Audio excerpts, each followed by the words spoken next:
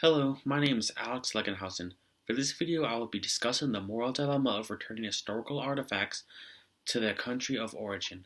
Throughout history, powerful imperialist countries have overthrown and exploited weaker foreign nations. Not only have these powerful countries taken other countries' resources, but they have stolen culturally relevant artifacts. Some of the most notable artifacts include the Rosetta Stone, the Koh-i-Noor diamond, the Elgin marbles, the bust of Nefertiti, and the Aztec crystal skull. While these are just a few artifacts, there are countless more relics in museums around the world. I visited the Stanford Cantor Art Museum and saw many Asian artifacts that were donated by rich benefactors.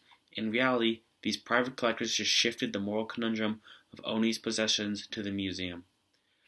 Most of these high-profile artifacts are currently in European museums instead of the countries that created them. These artifacts are important to the creating countries' cultures. For example, the Elgin marbles are simple statues in the London Museum. If the statues were reconstructed with a broken Parthenon, it creates a greater scene of ancient Greek life. You can observe the peak of ancient human achievement instead of figurines next to gray walls. The artifacts are a part of their country's history and should be viewed in those countries. While restoring the artifacts to their natural scene would make a better viewing experience, the countries that made the relics can also study them.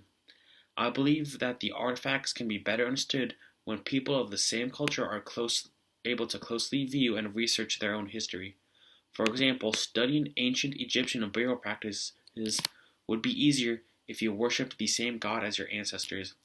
You would have insider knowledge that foreigners would struggle to learn. This makes it easier to study and gain a deeper understanding of the ancient world.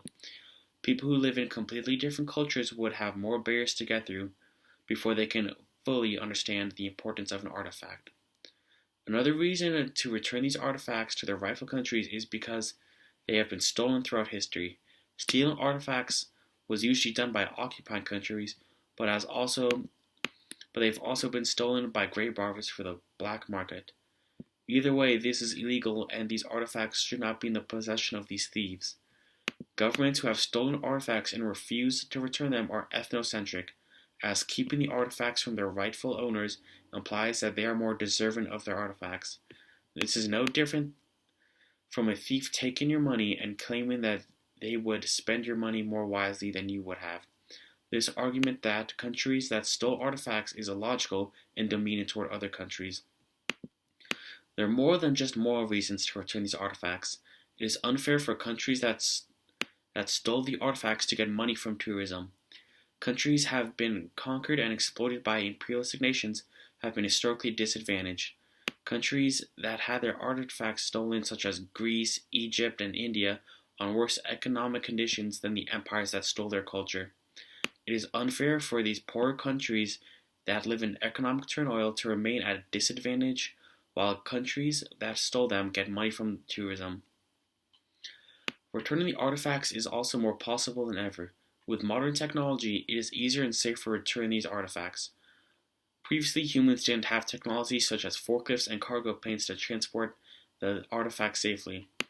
Now, archaeologists are more careful than ever and can transport these valuable relics to their proper glory. There is a simple solution to this modern repatriation problem.